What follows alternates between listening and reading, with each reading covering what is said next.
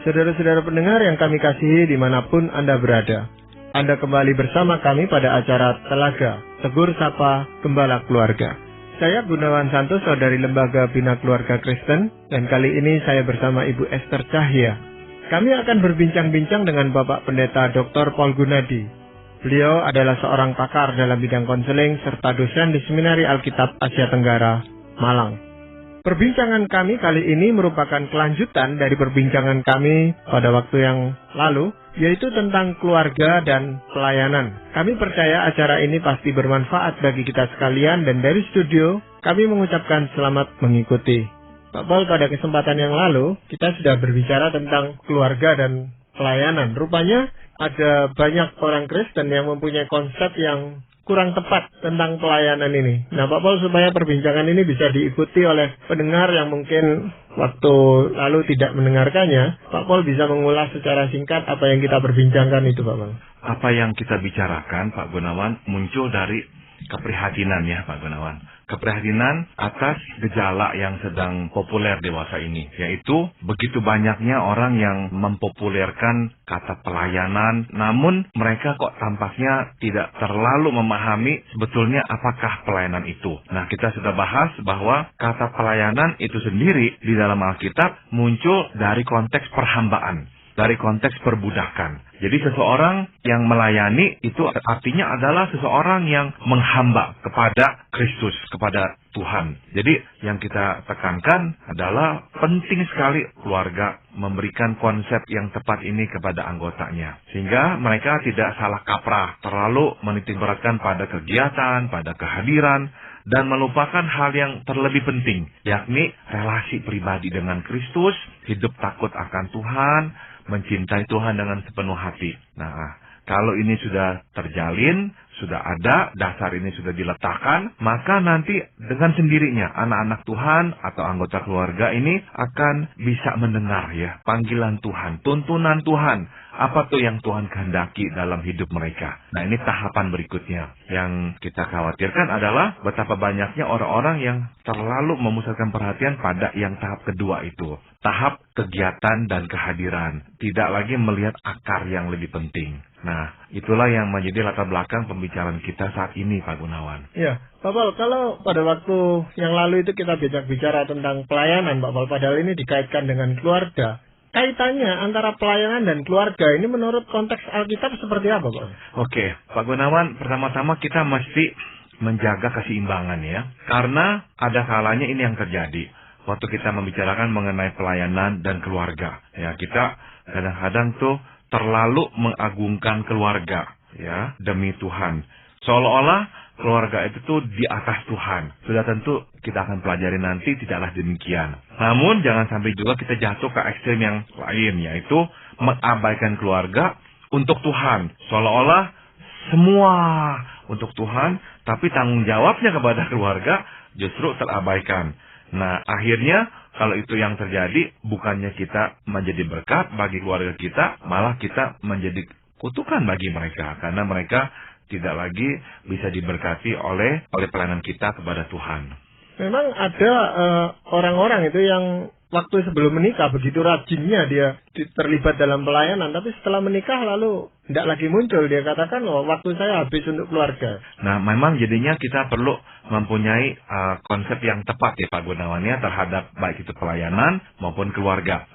Di kesempatan yang lampau kita telah memfokuskan pada konsep pelayanan itu sendiri. Nah, mari sekarang kita lihat apa itu keluarga ya dari sudut Alkitab. Yang pertama yang bisa saya ungkapkan adalah Alkitab lebih menitik beratkan pada keluarga rohani daripada keluarga jasmani, Pak Gunawan. Nah, ini menarik sekali ini ya. Cerita yang saya kutip di Lukas 8:19 hingga 21. Ibu dan saudara-saudara Yesus datang kepadanya, tetapi mereka tidak dapat mencapai dia karena orang banyak. Orang memberitahukan kepadanya, "Ibumu dan saudaramu ada di luar dan ingin bertemu dengan engkau." Tapi ia menjawab mereka, "Ibuku dan saudara-saudaraku ialah mereka yang mendengarkan firman Allah dan melakukannya." Kita bisa membayangkan skenario saat itu ya. Rupanya Tuhan Yesus sangat populer, dikelilingi oleh banyak orang yang ingin mendengarkan khotbah dan pengajarannya. Nah, di tengah-tengah kerumunan rakyat yang sedang mendengarkannya berkhotbah atau mengajar, terdengarlah mungkin ya seruan beberapa orang di belakang, "Oh, datang ayah, datang ibunya Tuhan Yesus, datang ini saudara-saudaranya." Jadi seolah-olah orang harus memberikan ruangan yang khusus untuk keluarga si pembicara, ya, keluarga tokoh yang sedang populer ini. Dan di tengah-tengah itu tiba-tiba Tuhan Yesus melontarkan kata-kata yang untuk ukuran kita, apalagi di Asia, kata-kata yang memang sangat kontroversial dan cenderung diinterpretasi tidak santun. Tuhan Yesus langsung berkata, "Ibuku dan saudara-saudaraku ialah mereka yang mendengarkan firman Allah dan melakukannya." Seolah-olah Tuhan Yesus itu tidak terlalu memberi penghargaan kepada ibunya dan saudara-saudaranya. Nah, sudah tentu maksudnya Tuhan bukan seperti itu. Bukan Tuhan itu mengajarkan kepada kita untuk tidak menghargai keluarga kita atau orang tua kita. Bukan. Tapi Tuhan memberikan kepada kita sebuah perspektif bahwa keluarga biologis tidaklah sepenting keluarga rohani. Di atas keluarga biologis ada keluarga rohani, yaitu kita menjadi anak-anak dari Tuhan. Kita adalah satu keluarga besar di dalam Kristus, ditebus dan dibeli oleh darah Kristus. Nah, itu seharusnya itu menempati prioritas yang lebih dibandingkan keluarga biologis. Nah, konsep ini bertabrakan dengan konsep budaya di banyak tempat. Karena di banyak tempat kita itu terlalu mengagungkan keluarga. Namun Tuhan Yesus ingin menegaskan, meski keluarga penting, ada yang lebih penting, yaitu keluarga rohani. Justru saya melihat ada orang yang apakah bisa dikatakan salah gitu ya dalam memahami ayat ini, yang akhirnya memang sangat menekankan kepada orang-orang yang ada di luar yang dia layani, sampai-sampai keluarga, katakanlah istri atau anak-anak mengatakan, "Papa lebih memperhatikan orang luar lebih memperhatikan saudara-saudara di luar gitu ya daripada keluarganya sendiri," gitu, Pak. Nah, ini memang ekstrim yang satunya, Bu Esther ya. Jadi ada orang-orang yang mengabaikan tanggung jawabnya. Nah, Tuhan tidak mengajarkan kepada kita untuk mengabaikan tanggung jawab kepada keluarga. Sudah tentu kita harus ya memberi perhatian yang cukup kepada keluarga kita. Karena apa? Inilah tanggung jawab kita. Nah, tapi perspektif yang benar adalah meskipun keluarga penting, jangan sampai kita abaikan tanggung jawab kita. Namun ada yang lebih penting dari keluarga jasmania, yaitu keluarga rohania. Alasannya sederhana juga saya kira, Bu Esther. Tidak semua orang beruntung dibesarkan dalam keluarga yang hangat. Tidak semua anak-anak beruntung ya mempunyai orang tua yang sangat mengerti bagaimana membesarkan anak, memberikan kasih yang berlimpah kepada anak. Tidak semua. Ada anak-anak yang bertumbuh besar di dalam ketimpangan-ketimpangan, tidak mendapatkan kecukupan, perhatian dan sebagainya. Ada yang tidak punya ayah, ada yang tidak punya ibu, ada yang orang tuanya bercerai dan macam-macam. Nah, kalau misalkan keluarga segalanya, berarti kasihan dong orang-orang yang tidak memiliki keluarga seperti itu. Dan kalau keluarga segalanya, ya malanglah orang yang tidak menikah juga. Nah, makanya tidak pernah itu menjadi tekanan Alkitab. Tuhan selalu lebih menekankan keluarga rohania daripada keluarga jasmania. Tapi sekali lagi, saya harus garis bawahi, Tuhan tidak mengatakan atau mengajarkan bahwa keluarga itu tidak penting. Dan bahwa kita itu harus selalu terlibat di dalam banyak kegiatan di luar sehingga melalaikan tanggung jawab kita. Tidak, itu menjadi sebuah ketimpangan yang justru nantinya itu memberi pengaruh buruk kepada keluarga kita. Nah, ini memang yang sulit itu adalah menimbang-nimbang sampai sejauh mana kita itu boleh meninggalkan keluarga atau tidak gitu, Pak Paul. Dan seyogianya lah kita itu tuh nggak menggampangkan hal ini, Pak Gunawan. Jadi biarlah pergumulan ini selalu ada dalam keluarga kita. Sehingga kita nggak mudah-mudah ya berkata, pokoknya ini demi Tuhan, pokoknya kalian harus tunda, harus tunggu, harus apa. Kita nggak gampang-gampang berkata seperti itu. Ya. Nah, saya ingin membawa kita kepada poin berikutnya tentang perspektif Alkitab mengenai keluarga. Dalam konteks perbandingan Tuhan di atas segalanya, termasuk keluarga jasmania. Nah, kita coba lihat ya perkataan Tuhan di Matius 8, 21 dan 22. Seorang lain, yaitu salah seorang muridnya, berkata kepadanya, "Tuhan, izinkan aku pergi dahulu menguburkan ayahku." Tetapi Yesus berkata kepadanya, "Ikutlah aku, dan biarlah orang-orang mati menguburkan orang-orang mati mereka." Nah, ini perkataan bukanlah perkataan yang mudah dimengerti oleh kita pada zaman ini. Kok Tuhan berkata seperti itu? Kok kasar benar? Apa artinya orang mati menguburkan orang mati?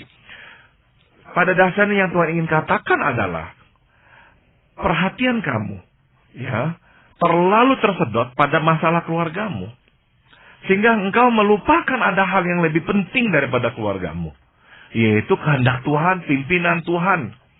Itu lebih penting daripada kehendak orang tua, kehendak pasangan, kehendak anak, kehendak mungkin paman atau kakek kita. Ada yang lebih penting dari kehendak manusia, yakni kehendak Tuhan. Ada perintah yang kita harus turuti di atas segala perintah di dunia ini, yaitu perintah Tuhan. Nah, ini yang Tuhan ingin katakan kepada kita semua. Maka sekali lagi yang Tuhan ingin ajarkan kepada kita adalah, meski keluarga penting, ada yang lebih penting. Meski kehendak keluarga juga penting, tapi ada kehendak yang lebih penting daripada kehendak keluarga, yaitu kehendak Tuhan. Nah, makanya Tuhan langsung menangkap kesempatan ini. Bukankah di dalam adat istiadat orang timur, menguburkan orang tua itu hal yang penting sekali. Tapi Tuhan justru ingin memakai kesempatan ini mengajarkan kehendak Tuhan. Ya, mengajarkan sesuatu yang sangat penting, yaitu kendati ya mengubur orang tua itu hal yang sangat penting. Tapi toh ada yang lebih penting daripada mengubur orang tua. Yaitu apa? Mengikuti pimpinan Tuhan, mengikuti keinginan Tuhan. Itu bahkan lebih penting daripada menguburkan orang tua. Nah, ini suatu perbandingan. Ya, sekali lagi Tuhan bukannya secara harafiah menyuruh-nyuruh kita kalau orang tua meninggal sebodoh amat, tidak peduli dengan tanggung jawab kita sebagai anak. Bukan itu maksudnya. Kita kalau begitu kita tidak menjadi kesaksian yang baik bagi orang. Tapi yang Tuhan ingin ajarkan adalah dalam perbandingan dengan Tuhan, ternyata menguburkan orang tua jauh di bawah dalam hal-hal kepentingannya dibandingkan dengan mengikuti kehendak Tuhan. Begitu. Iya, Pak Paul, memang tadi Pak Paul sudah singgung, ini seringkali ditafsirkan secara harafiah gitu Pak Paul, sehingga menimbulkan banyak kesalahpahaman yang menganggap bahwa orang Kristen ini kurang hormat kepada orang tuanya, diajar untuk tidak hormat gitu loh Pak Paul. Nah, bagaimana kita itu bisa menjelaskan? Oh, memang kata-kata Tuhan Yesus seperti itu. Oke. Tuhan memberikan keseimbangan. Nah, ini yang akan kita coba lihat ya Pak Gunawan ya.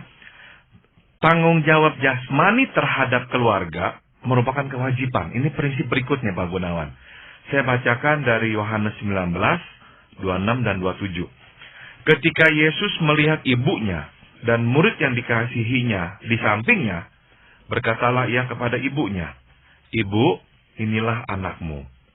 Kemudian katanya kepada muridnya, "Inilah ibumu." Dan sejak saat itu, murid itu, yakni Yohanes ya di sini, menerima dia alias menerima ibu Tuhan Yesus di dalam rumahnya. Di kayu salib, Tuhan menyerahkan tanggung jawab memelihara ibunya, Maria, kepada murid, yaitu Yohanes. Nah, ini adalah wujud nyata dari rasa tanggung jawab Tuhan Yesus. Dia tidak dengan begitu saja meninggalkan kewajibannya.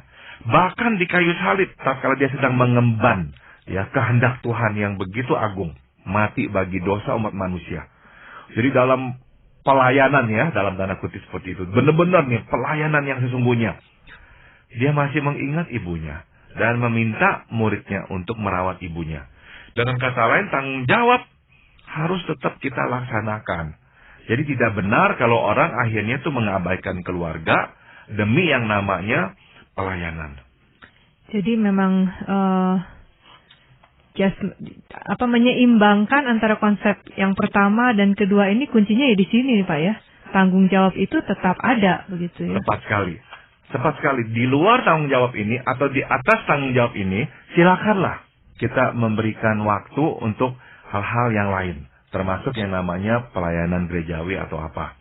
Betul, tapi tanggung jawab ini nih, kita mesti penuhi dulu. Ini nih yang menjadi permintaan minimal ini. Ya, Gitu. makanya ada orang yang seringkali mengambil jalan untuk tidak berkeluarga supaya tidak punya tanggung jawab itu gitu Pak Paul. Betul sekali, dan memang ini yang Paulus juga tekankan ya di 1 Korintus pasal 7 ya.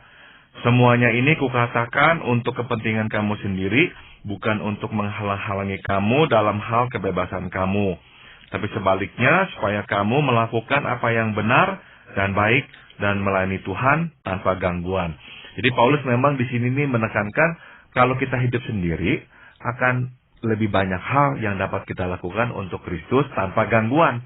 Itu fakta ya. Kalau kita berkeluarga akan lebih banyak gangguan. Itu kenyataan hidup ya.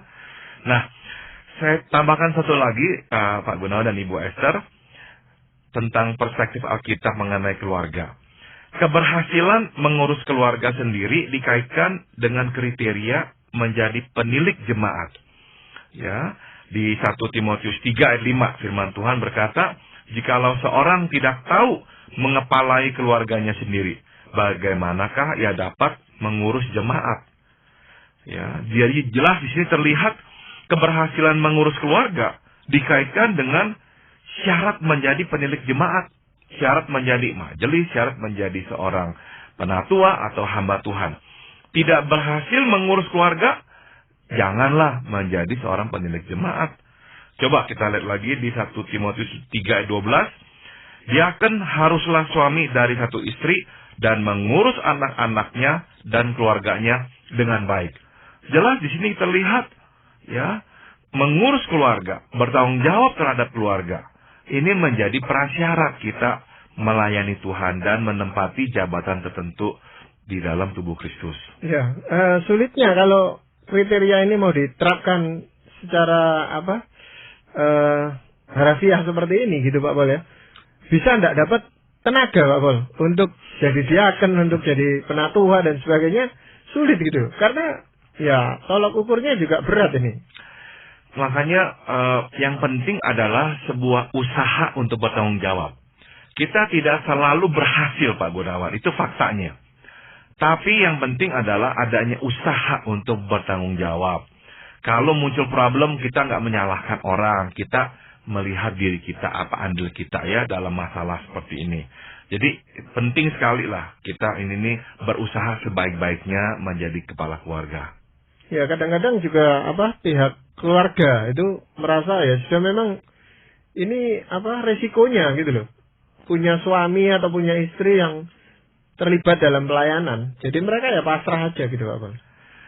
Nah, pasrah memang tidak sama dengan mensyukuri ya Pak Gunawan ya. Yang memang diperlukan dalam keluarga bukannya anggota keluarga kita pasrah ya, nggak bisa berbuat apa-apalah melihat kita seperti ini. Tidak. Keluarga yang terlibat dalam pelayanan dengan positif ya, secara positif artinya adalah mereka mensyukuri melihat pelayanan kita. Karena mereka melihat kita berbuah baik di dalam maupun di luar rumah. Iya, jadi sebaliknya kan ada orang-orang yang memang bersembunyi gitu jadinya. Kan harusnya di sini dikatakan harus membereskan keluarga dulu baru pelayanan. Banyak orang justru kan ketika keluarganya berantakan lari bersembunyi di aktivitas pelayanan itu. Saya mengerti ya Ibu Esther bahwa ya Tuhan itu baik ya. Makanya Tuhan selalu bersedia menerima anak-anaknya yang lari kepadanya. Karena ya tekanan-tekanan hidup dan masalah dalam hidupnya ya atau keluarganya. Tapi ya kita mesti ya berusaha membereskan keluarga kita. Jangan kita lepas tanggung jawab. Udah, biarkan Tuhan nanti yang selesaikan. Tapi kitanya sendiri tidak berbuat apa-apa. Nah, kita mesti berbuat sesuatu ya. Jangan dikit-dikit ya nanti Tuhan yang atur, Tuhan yang atur. Nah, bagian kita harus kita kerjakan pula. Gitu. Iya, memang konsep kita sebagai orang-orang Kristen itu seringkali mengatakan ya memang pelayanan ini kan digendaki oleh Tuhan. Jadi saya lakukan itu gitu Pak Bang. Nah, tentang ini Pak Gunawan kita memang harus membedakan dua hal di sini Pak Gunawan. Pertama, apakah semua anak Tuhan dipanggil untuk hidup bagi Tuhan dan sesuai dengan kehendaknya? Iya, semua anak Tuhan dipanggil hidup bagi Kristus. dan hidup sesuai dengan kehendak Kristus. Betul. Tapi pertanyaan yang kedua adalah, apakah semua anak Tuhan dipanggil untuk melayani dalam pengertian yang seperti tadi kita maksudkan, ya, pelayanan seperti di gereja dan sebagainya? Nah, jawabannya adalah ya dan tidak. Saya jelaskan. Ya, dalam pengertian semua yang kita lakukan adalah untuk Tuhan. Ya, itu namanya pelayanan. Yaitu di Kolose 3 ayat 23, apapun juga yang kamu perbuat, perbuatlah dengan segenap hatimu seperti untuk Tuhan dan bukan untuk manusia. Inilah pelayanan secara umum. Apakah kita dipanggil Tuhan untuk melayani secara umum seperti ini? Iya. Namun, apakah semua anak Tuhan dipanggil untuk melayani secara formal, memegang jabatan gerejawi misalnya? Tidak. Jelas tadi kita sudah baca di 1 Timotius 3 ayat 5 dan 12 bahwa Tuhan memberikan syarat-syarat itu. Berarti tidak semua orang dipanggil menjadi pelayan-pelayan gerejawi. Karena ada syarat yang harus dipenuhi terlebih dahulu. Kalau tidak bisa dipenuhi, jangan menjadi penilik jemaat, jangan menjadi pejabat gerejawi. Lakukanlah pelayanan yang umum yang tadi itu dari Kolose 3 ayat 23, ya. Lakukan semuanya dengan segenap hati seperti untuk Tuhan. Nah, itu menjadi pelayanan kita secara umum. Ya, tapi yang itu dianggap banyak orang itu bukan pelayanan, itu pekerjaan atau itu bagian dari kegiatan kehidupan gitu, Pak Mas. Nah, ini yang memang kita harus luruskan, ya, bahwa pelayanan jauh lebih luas daripada sekadar terlibat dalam kegiatan gerejawi. Karena kalau hanya itulah pelayanan, kasihanlah orang-orang yang tidak berkesempatan mengambil atau memegang jabatan gerejawi. Tapi Tuhan tidak sesempit itu, ya. Tuhan membuka pintu selebar-lebarnya untuk kita melayani Tuhan di bidang kita masing-masing. Kita bisa mempersembahkan semuanya itu untuk Tuhan dan bukan untuk kepentingan kita. Ya, berarti untuk pelayanan ini, Pak Pol, ya, ada suatu kondisi yang harus dipenuhi gitu, Pak Pol. Tepat sekali, Pak Gunawan, dan ini yang kita akan coba bahas. Yang pertama, untuk bisa melayani, mesti ada suasana rohani di dalam rumah kita atau keluarga kita. Jangan sampai kita terlibat kegiatan-kegiatan gerejawi, di rumah kita tidak ada suasana rohani. Ada yang berantem, ribut di rumah. Terus ke gereja, senyum-senyum, ikut rame-rame nyanyi dan sebagainya. Oh, keliru itu tuh. Rumah mesti ada suasana rohani. Ya. Nah, lain perkara kalau kita adalah korban. Kita orang yang rohani, tapi pasangan kita yang memang tidak rohani dan sebagainya. Sehingga kita harus hidup dalam suasana seperti itu. Nah, itu lain perkara.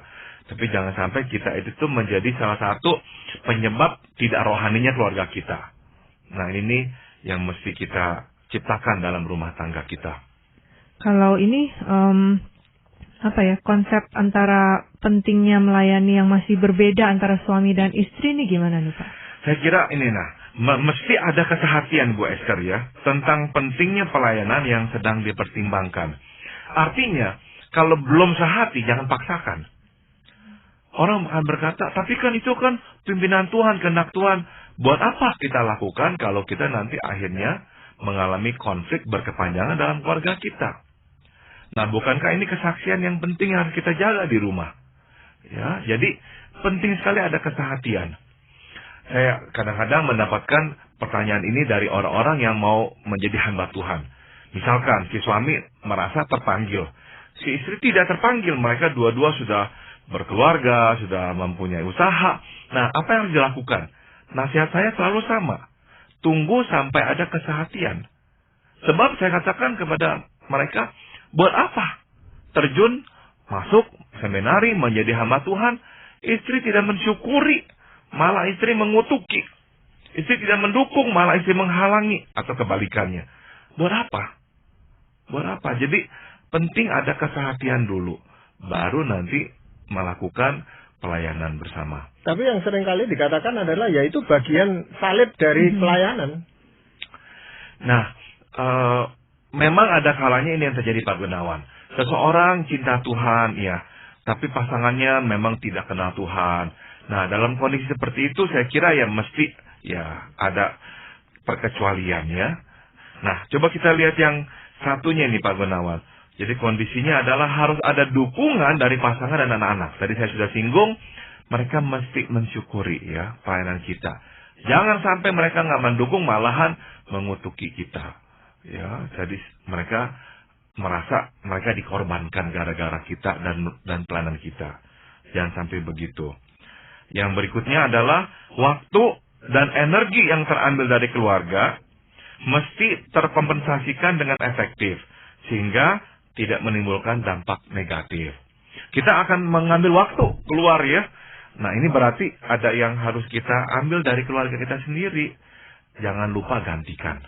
Gantikanlah dengan sepenuh hati ya, sehingga anak-anak atau pasangan kita tidak merasa dirugikan. Mereka melihat kita berusaha menggantikan waktu yang kita ambil dari mereka. Kalau ternyata sudah berjalan dengan berusaha seperti itu, namun tetap susah menyeimbangkannya, itu gimana Pak? Setelah berusaha berbulan-bulan, misalnya bertahun-tahun. Kalau kita melihat ada goncangan ya dalam keluarga kita, gara-gara keaktifan kita di luar, saya kira kita harus kurangi itu keaktifan. Kita harus konsekuen. Ya, sebab buat apa sekali lagi ya? Kita dipuji-puji orang di luar rumah, tapi dikutuk-kutuki orang dalam rumah. Buat apa? Tidak menjadi berkat ya bagi anak-anak dan keluarga kita. Ya, tetapi kalau tidak melakukan itu, dia merasa berdosa ya. Jadi tidak melaksanakan apa yang Tuhan kehendaki. Ada perasaan seperti itu, Bapak? Seringkali ada perasaan bersalah, betul ya. Tapi apakah perasaan bersalah itu memang teguran dari Tuhan, ataukah perasaan kita sajalah yang memang bersalah? Belum tentu ya. Sebab prinsipnya jelas sekali. Tadi firman Tuhan sudah mengatakan, diaken harus dapat mengurus anak-anak dan keluarganya dengan baik. Ya, bagaimana seorang tidak tahu mengapalai keluarganya sendiri bisa mengurus jemaat Allah? Itu firman Tuhan sendiri mengatakan hal seperti itu. Jadi saya kira Tuhan sudah memberikan perspektifnya. Karena kita sudah berkeluarga, kita harus konsekuen mengurus keluarga dulu. Nah, setelah itu baru kita terlibat dalam kegiatan yang lainnya. Ya, terima kasih Pak Paul. Saya percaya bahwa perbincangan kita ini akan memberikan perspektif yang benar tentang keluarga dan pelayanan. Terima kasih juga Ibu Esther. Para pendengar sekalian, kami mengucapkan banyak terima kasih. Anda telah mengikuti perbincangan kami dengan Bapak Pendeta Dr. Paul Gunadi dalam acara Telaga, Tegur Sapa Gembala Keluarga. Kami baru saja berbincang-bincang tentang keluarga dan pelayanan bagian yang kedua. Bagi Anda yang berminat untuk mengetahui lebih lanjut mengenai acara ini, silakan menghubungi kami lewat surat. Alamatkan surat Anda ke Lembaga Bina Keluarga Kristen atau LBKK, Jalan Cimanuk 58, Malang.